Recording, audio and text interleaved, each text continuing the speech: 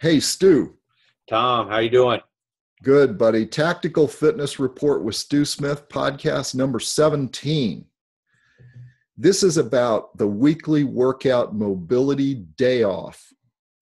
So, Stu, you say here, and this is an article again from military.com, you say here that sometimes you need to take a day off.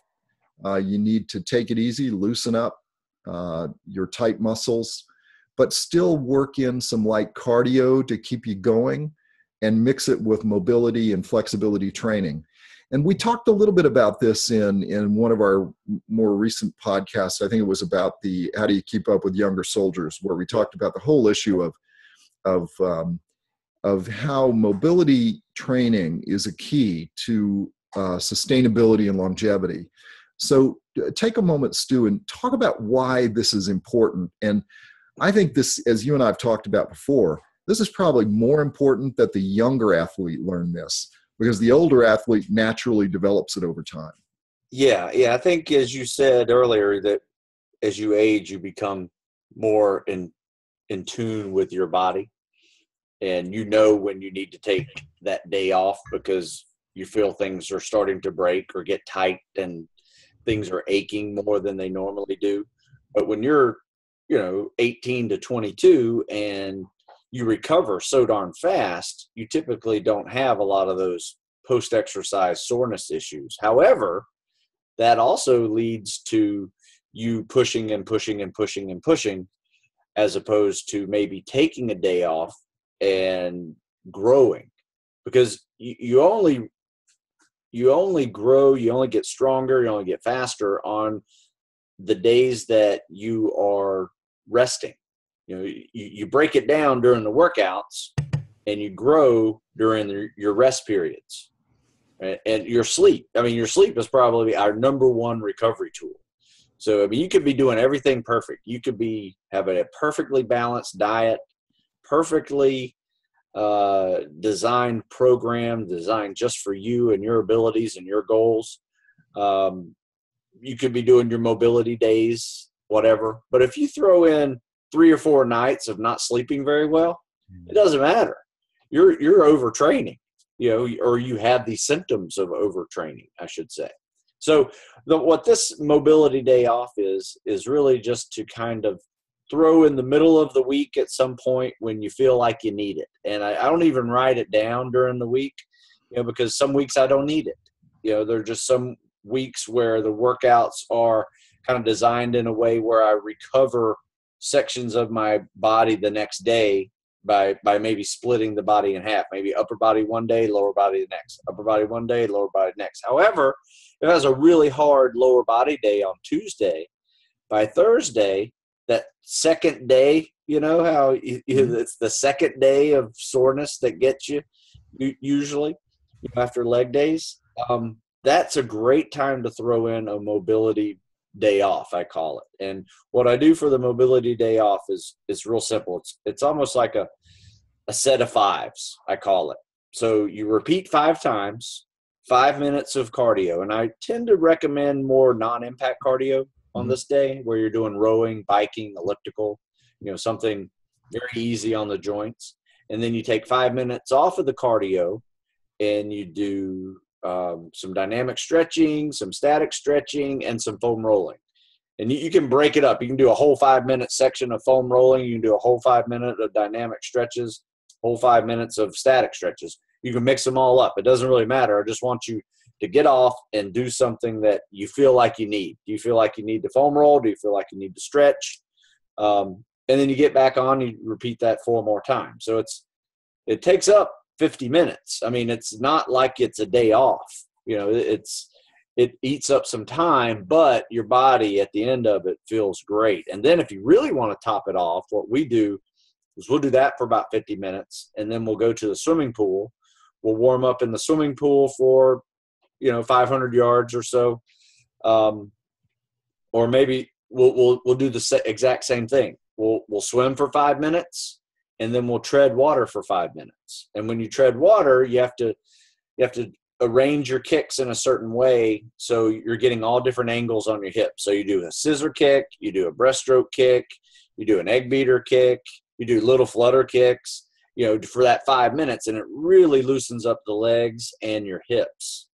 And if you want to top it off one more thing, you can swim for 5 minutes and then do a series of dynamic stretches in the shallow end, about chest deep water, of everything that you did before you started the workout. So you're going to do butt kickers and Frankenstein steps and leg swings back and forth, left and right, high knee lifts, hip openers, all these little exercises that you can do in chest deep water with a little bit of resistance. When you get out of there, I promise you, if you had something hurting going into that morning, you will walk out of there feeling very refreshed. You got your lungs open from a little bit of cardio, and nothing hurts.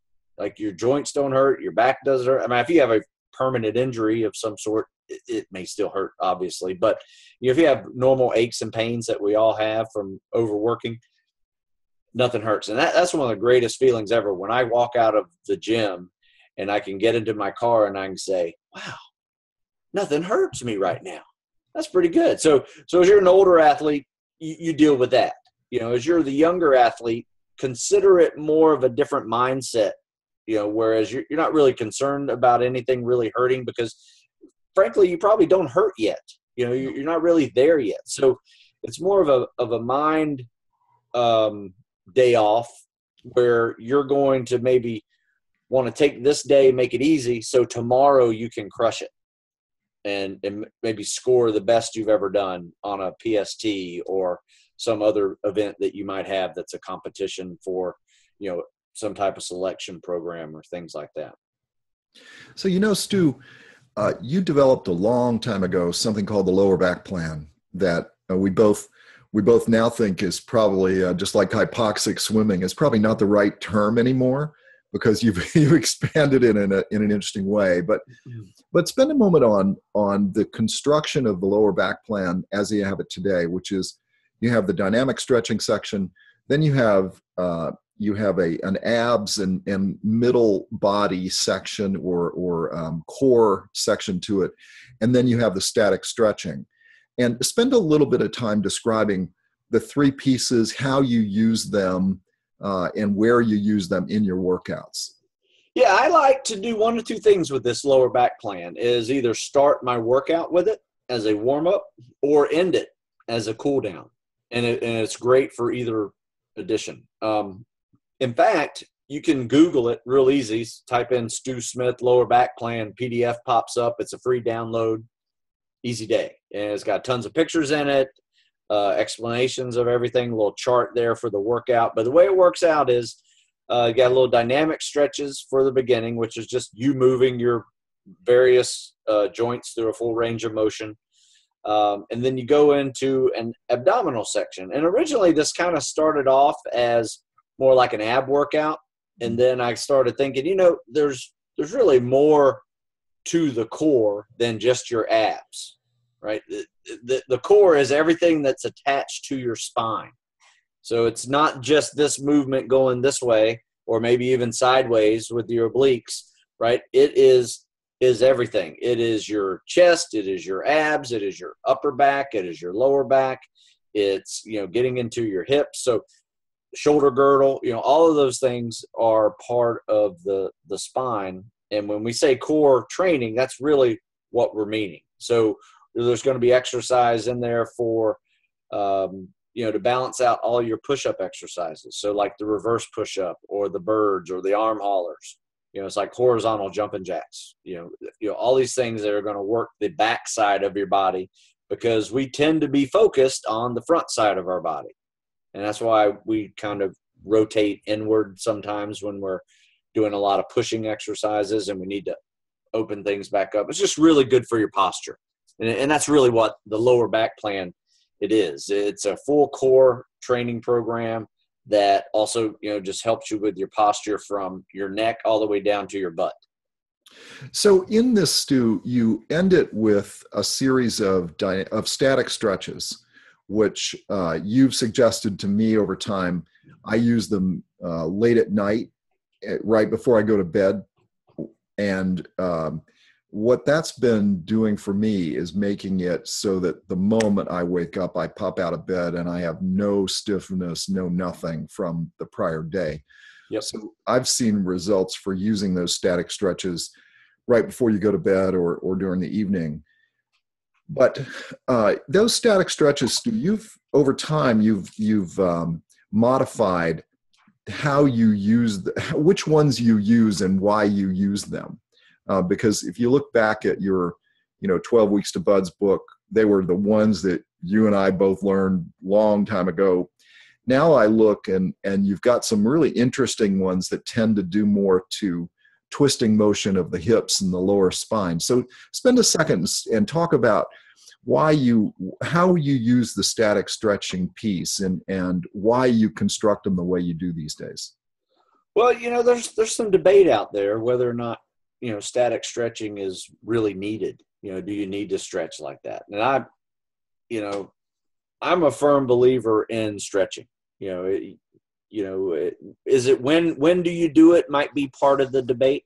Mm-hmm. Do you do it before a workout? Do you do it after a workout? I can understand there being some debate in that depending on what activity you're doing. However, I personally find that, I just do it as a standalone exercise. So in the middle of the day, after typing for a while, I'll get up and do 5-10 minutes of stretching just to loosen things up. I'll walk the dogs. While I'm walking the dogs, I'll stop and do some stretching. I think it can only benefit you, and you see it as we age. You see it when you first wake up in the morning. If you didn't do any stretches the day before, that next day when you first wake up, you're just a little more stiff, not necessarily in pain or, debilitating or anything like that, but it's just kind of sucks a little more, just moving around. You got these little aches and pains that are nagging. But I find static stretching and foam rolling too. So the foam roller, you got to get you one of these. There you go. Right. Are very beneficial to just getting out those aches and pains that you just accumulate through the day and through the years. And so Stu, again, focusing on the younger athlete, the one who's learning to build their body or building their body in a certain way, how would you recommend they use these dynamic stretches, the core and the static stretching? We talk a lot about the person who's in the middle of these professions, someone who's in a spec ops job, or they're in a first responder job, or they're in some tactical fitness profession at the moment. But if you're training to do this, what is the importance of doing these things, Stu? What's the importance of the dynamic stretching, the core workouts, and the static stretching? How do they see? Because that's what I see, and I know you see it, is that's where people tend to not do these things, right? They go straight into their workouts, and they don't do these things before or after. Yes. I would say flexibility, mobility is the reason why you want to do it. But the reason on top of that, why you want to do it is it just helps you relieve some of those minor aches and pains that can later become injury if you don't do some of these things. So I have found this, for instance, this foam roller, I wish I'd have had them 20 years ago, when I was younger, or maybe 30 years ago, when I was pre-training for all of this, because, I would get tendonitis pains in my knees, IT bands, shin splints, hamstring pulls, all those little things that get tight, when you're starting to run a lot. And I am now even in my 40s able to continue running, even with those same aches and pains that I had that would probably stop me 20 years ago and take a couple of days off. I'm able to still do it with these foam rollers and, just a good stretching program. Now, does it mean the pain goes away? Not necessarily, but it enables me to still be able to run without significant pain. And, I don't want to say I'm pushing through the pain to do it, but it is almost to that point where, if I have an IT band flare up, right? So if I'm sitting down for too long after running, my AT bands get tight, and typically I probably would have skipped the run the next day. However, with adding that foam roller, during the day, after the run, a few minutes before the run, I'm able to still run, if that makes sense. So it gives you a little bit of natural way of dealing with some of these aches and pains, as opposed to taking a bunch of painkillers. Right. That a lot of people would probably maybe take a Motrin or a couple of Motrin that you may not really need, unless you have some serious inflammation. But this, like I said, this foam roller and stretching has been very helpful in me just continuing moving. Yeah. So, Stu, the one of the things that you and I both seen, and you a lot more than me, obviously, is that the younger athlete who's training to become a tactical athlete, or the person who's early on in their tactical work, has a tendency is probably not the right. I'm probably overstating it. It's harder to know when you're pushing beyond what you should be in your training. And your point you made to me earlier today was the difference between being mentally tough and being stupid. And that's an extreme way to say it. But most of these people are trying to find out their mental toughness level. Yeah. And push it as far as they can, but it can become detrimental in their training because it's a long road. And so spend a second on this one. Yeah, you know what? That's a really good point, and a lot of people do that. Absolutely. And I would say probably most of the people that I deal with, whether it's email questions or local kids we train here, or Naval Academy kids are getting ready for buds and EOD and Marine Corps stuff, I would say 9 times out of 10, the biggest thing that I do to help them is pull the reins on them. Right, versus push them harder, because they have a natural tendency to want to push harder. That's just their age, and their motivation and their dedication. All of those things come into play that help you build mental toughness and create this mental toughness that you're going to need one day.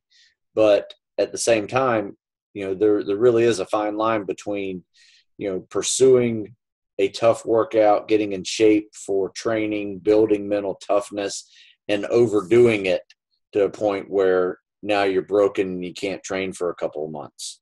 So, unfortunately, I hate to say this, but you almost have to find where that line is. Yeah. You almost have to experience yourself to be able to say, okay, I overdid it. I need to pull back a little bit. Hopefully you don't seriously injure yourself.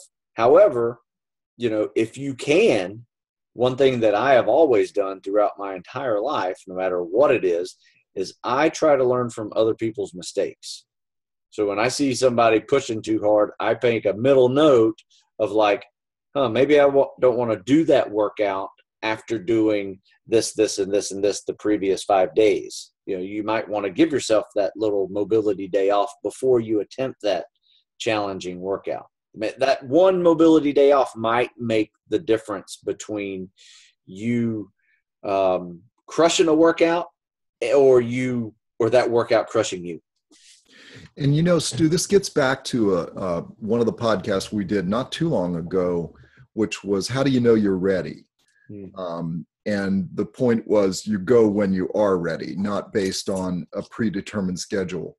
And the same thing holds true for marathon training, because I know a lot of people that are our listeners and watchers do those sorts of things, or Spartan races. It's knowing that you have a schedule that you've followed that's consistent with your ability, rather than pushing yourself to a schedule and then hurting yourself and you and I've seen it before. You invariably hurt yourself 2 weeks before the event because you pushed too hard, because you were overtraining, because you got started late or whatever. Yeah. And so this concept that you like to use, which is do these things when you are ready. Don't do them based on an externally imposed schedule. Yeah, I mean, it's all about preparation, and are you fully preparing yourself for whatever that goal is or that goal date? We all have a date. At some point, there is a date that we have to be ready by, right? But you don't have to, start that paperwork going to get to that date until you're ready. Like a lot of people make a screw up. Let's say they leave January 1st, right, for the Navy. However, they start the paperwork in June the previous year, but they're nowhere near ready to be going yet. Now you got 5-6 months to have to try to get to a point where you're competitive, and you might just be getting competitive by that time, or you may not, and you don't reach that goal date. So be ready when you join in, and then use that 5 or 6 months to just work on any weaknesses that you may have and not be trying to overdo it. Because if you're not ready at June and you're constantly trying to get ready, you could be overdoing it by the time you go to, join the Navy at January 1. And now you're in this kind of a mess of, you're not tapered, you're not ready, you're overtraining, and it just starts falling apart for you right there, by the time you get there. So I always tell people, just be ready before you start the paperwork rolling for any type of tactical profession. Don't rely on boot camp to get you in shape. No, I don't think too many of our listeners would, but Stu, the point here in as it applies to this point about a mobility day is that it is working out. So it is part of the schedule. It is part of getting your body ready. So if you're and again, this is as much for the younger tactical athlete as for the older. It's listen to your body, and in your schedule, if you think you need to focus a little bit more on mobility, take a day and do it. Use these suggestions: the easy cardio, the foam roller, the dynamic stretches, the swim workout, the lower back plan. Use these tools to help your body not only get it ready, get it even more ready, but to recover a little bit more before you start back. Because by not learning to do this, you will inevitably go through something we've all gone through, which is you push yourself through trying to be mentally tough, and you hurt yourself and you can't perform. And that problem becomes even more acute the further on you get, especially if you are in the middle of some form of tactical operation and you now, because you're not loose enough, you pull something. Yes. And that's the danger, because you haven't done the dynamic stretches, you haven't done the static stretches. And now, and as you commonly remind me, Stu, I love these folks. I don't know them very well. The first responders, they hurt themselves more often jumping off their trucks than anything. It's crazy. And these are the kind of things that if you're doing the dynamic stretches, you're doing the static stretches, you have less tendency to have those kinds of issues. Yes, absolutely. In fact, and our little steps that we do with this podcast, that was a perfect summary. Oh, thank you. For what we're doing.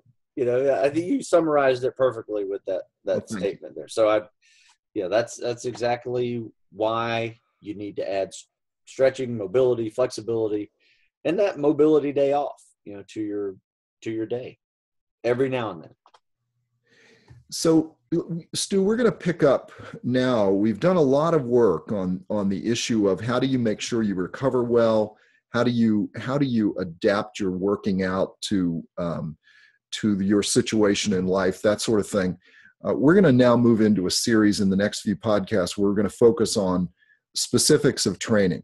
And one of the things you and I talked about is I've noticed over the years how your way of constructing workouts has evolved, and that you construct workouts in a different way. We talked a little bit about that in our prior podcasts, But we're going to spend some time on that. We're going to spend some time on specific workouts like Spartan workouts, how you can incorporate them, why they're important, how you can use them. And then we'll also talk about short workouts. So what if you only have 10 minutes or 5 minutes, or you have 20 minutes? So we're going to start moving into a section where we're going to deal with some of these more specific things. So anybody that has any thing they'd like to see us cover that we haven't covered in the past, and they'd like to spend time, please email my buddy. Yeah, stu@stewsmith.com.